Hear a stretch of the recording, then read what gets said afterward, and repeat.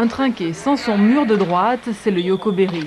Et cette spécialité trouve son public à chaque démonstration, mais après la représentation, comme au cirque, on démonte, tout doit disparaître.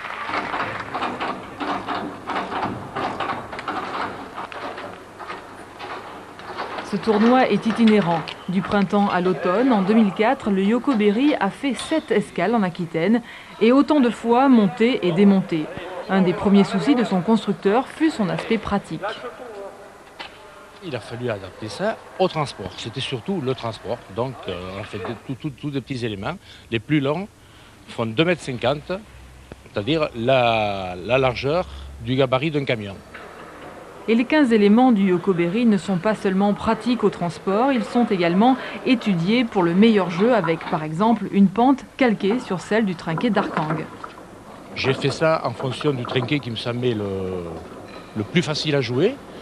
Et puis à partir de là, voilà, tout simplement, quelques coups de crayon, quelques coups de règle, et puis voilà, on coupe du fer, on le soude, et puis voilà.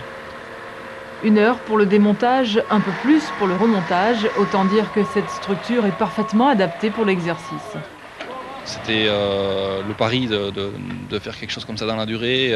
Puis il fallait qu'on ait quelque chose de vraiment rigide au niveau pour le transport, quoi. C'est pour ça qu'on a pris la décision de faire quelque chose avec une ossature, on va dire, un châssis en métallique qui est beaucoup plus rigide, beaucoup plus costaud. Bon, c'est sûr que c'est onéreux, mais bon, moi je regrette absolument pas. Et puis je crois qu'on va rapidement l'amortir.